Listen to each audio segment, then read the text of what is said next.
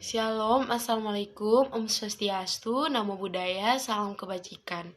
Perkenalkan, nama saya Jennifer Kiran Esranita Oscar dari kelas 1B9 dengan NIM 220611020658 dari Fakultas Ekonomi dan Bisnis, jurusan Manajemen.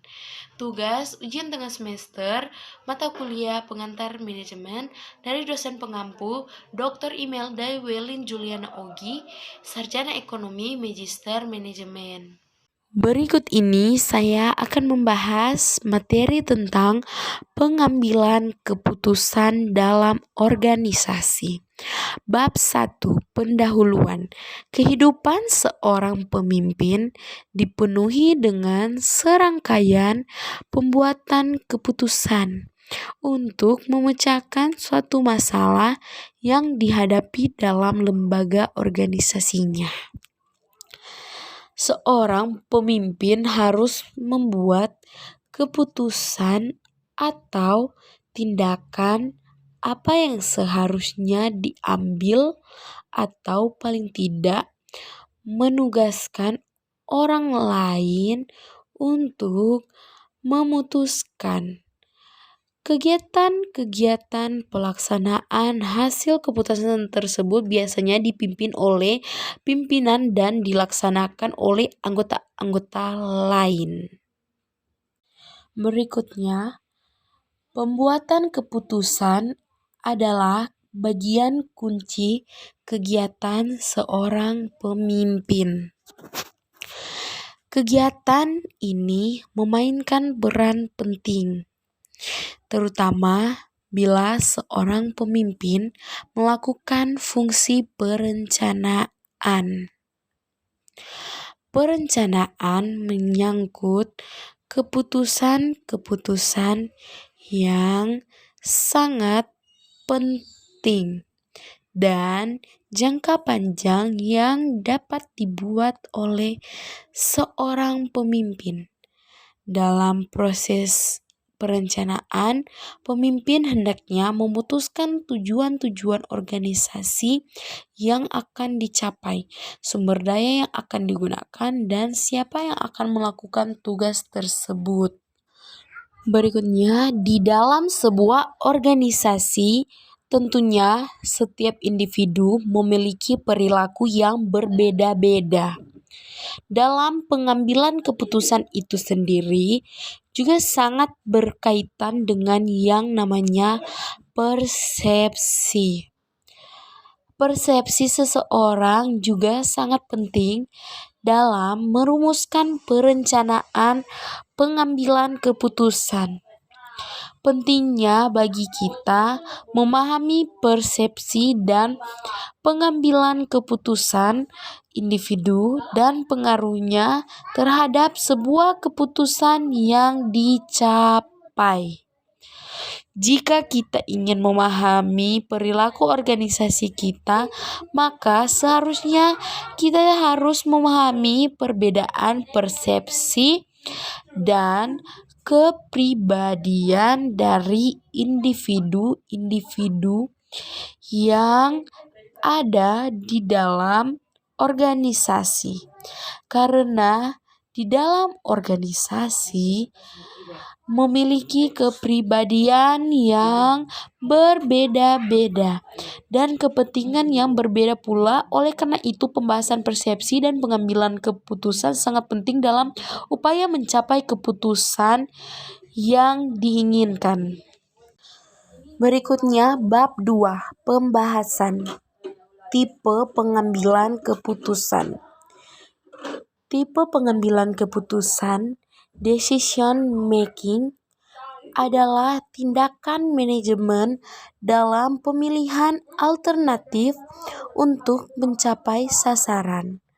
Keputusan dibagi dalam 3 tipe, yaitu pertama, keputusan terprogram atau terstruktur.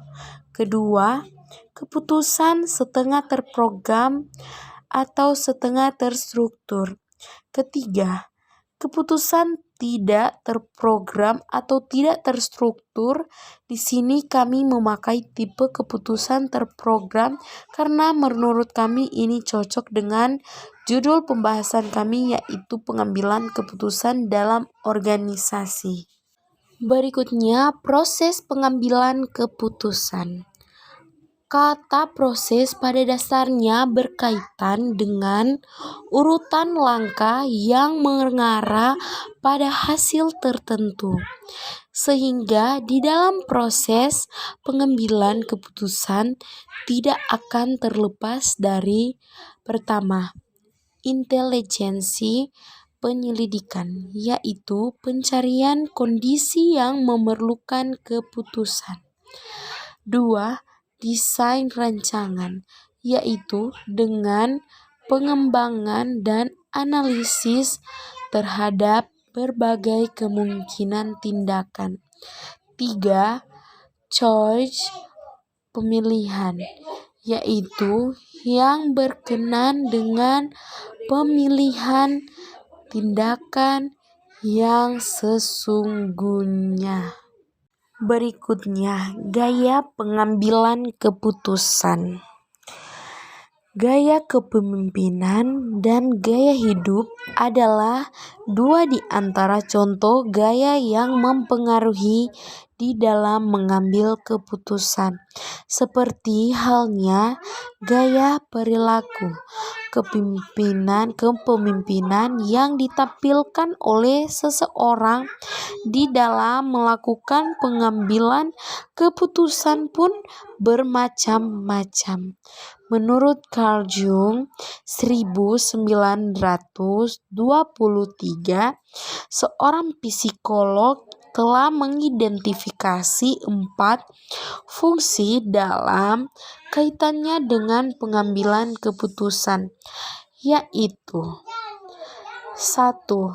Sensing, penginderaan, yaitu yang berkaitan dengan tendensi untuk mencari fakta, bersifat realistis, dan melihat sesuatu dalam perspektif yang objektif. Karena fungsi ini menempelkan nilai yang tinggi pada fakta yang dapat diverifikasi dan penggunaan panca indera, menyukai rutinitas dan presisi. Kedua, intuisi, yaitu berkaitan dengan tendensi untuk mencoba menyingkap kemungkinan-kemungkinan baru guna mengubah cara menangani sesuatu, menyukai situasi yang baru dan unik, tidak menyukai hal-hal yang bersifat rutin, detail, dan presisi. Ketiga, thinking, pemikiran, adalah tendensi untuk mencari hubungan sebab akibat yang sistematik untuk dianalisis secara utuh dan membedakan dengan tegas antara yang benar dan yang salah, dan pemikirannya bertumpu pada proses kognitif. Keempat, feeling, perasaan, yaitu tendensi untuk mempertimbangkan bagaimana perasaan diri sendiri dan orang lain sebagai akibat dari keputusan-keputusan yang dibuat. Dalam hal ini, ada perbedaan-perbedaan antara yang baik dan buruk, bernilai dan tak bernilai, dan ia menggantungkan diri pada proses afektif. Berikutnya tentang metode-metode kuantitatif pengambilan keputusan.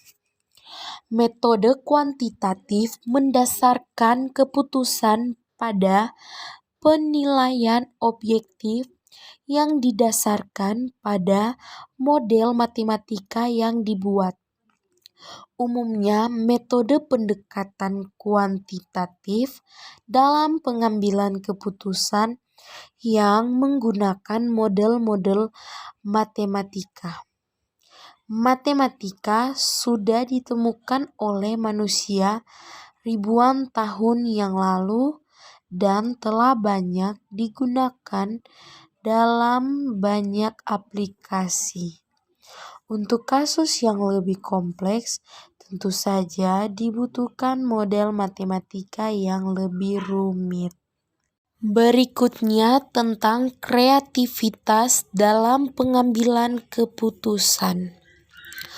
Dalam mengambil sebuah keputusan juga membutuhkan kreativitas, yaitu kemampuan menciptakan ide-ide baru yang bermanfaat. Kreativitas penting dilakukan karena dengan melakukan hal tersebut kita dapat menilai dan memahami masalah lebih mendalam. Adapun hal-hal kreatif menurut Ismara 2009 yang dapat dilakukan pemimpin dalam mengambil sebuah keputusan ialah: pertama, tahap pertama yaitu orientasi masalah tersebut, yaitu merumuskan masalah dan mengidentifikasi aspek-aspek masalah tersebut. Tahap kedua yaitu preparasi. Pikiran harus mendapat sebanyak mungkin informasi yang relevan dengan masalah tersebut. Berikutnya tahap ketiga adalah inkubasi. Ketika pemecahan masalah mengalami kebuntutan, maka biarkan pikiran beristirahat sebentar. Sementara itu, pikiran bawah sadar kita akan bekerja secara otomatis untuk memecahkan masalah. Tahap keempat adalah iluminasi. Proses yang berakhir karena si pemikir mulai mendapatkan ilham serta serangkaian pengertian yang dianggap dapat memecahkan masalah. Tahap kelima adalah verifikasi. Melakukan pengujian atas pemecahan masalah tersebut. Apabila gagal, maka tahapan sebelumnya harus diulangi lagi. Berikut ini adalah studi kasusnya. Masalah: kejadian kompetisi persaingan tidak sehat. Di dalam organisasi pasti ada yang namanya posisi atau jabatan. Semakin tinggi jabatan, maka semakin tinggi tanggung jawab. Dan yang pasti semakin tinggi juga honornya atau gajinya. Solusi untuk masalah tersebut ialah bergantung pada pemimpin tertinggi dalam suatu organisasi tersebut. Bagaimana pemimpin tertinggi memberikan pandangan terhadap bawahannya. Biasanya jika para pemimpin menaruh paradigma pada bawahannya seperti yang bekerja paling baik adalah yang akan dipromosikan dengan jabatan yang tertinggi, maka persaingan tidak sehat pun terjadi. Akan tetapi, jika pemimpin tertinggi memberikan paradigma pada bawahannya seperti bahwa organisasi ini adalah milik kita bersama, dengan tidak membeda-bedakan atasan dengan bawahan, maka bawahannya akan merasa memiliki inilah yang paling penting dalam perusahaan, bahwa Semua anggota merasa memiliki, sehingga tidak akan terjadi kompetisi persaingan tidak sehat dalam suatu organisasi.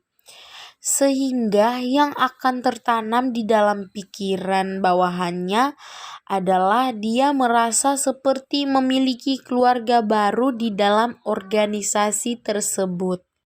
Berikutnya, bab 3, kesimpulan dan saran.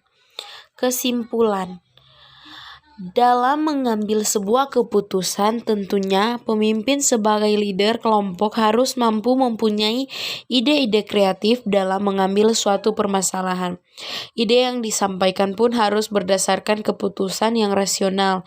Jadi pengambilan keputusan sangatlah penting di dalam lingkup organisasi, karena keputusan leader kelompok bisa mengambil acuan dalam menyelesaikan masalah. Saran, dalam mengambil keputusan dalam organisasi, kita perlu mempelajari beberapa aspek yang sudah disusun dalam pembahasan tugas ini. Kita semua pasti tidak menginginkan keputusan yang kita ambil adalah keputusan yang bisa membuat kita menyesal di kemudian hari. Untuk itu, dalam tugas ini sangat perlu dan dibutuhkan oleh semua orang menentukan kehidupan di masa yang akan datang agar menjadi manusia yang lebih baik. Berikutnya daftar pusaka yang bisa teman-teman baca, semuanya yang baca. Ya, inilah terakhir. Terima kasih setelah menonton. God bless you semuanya.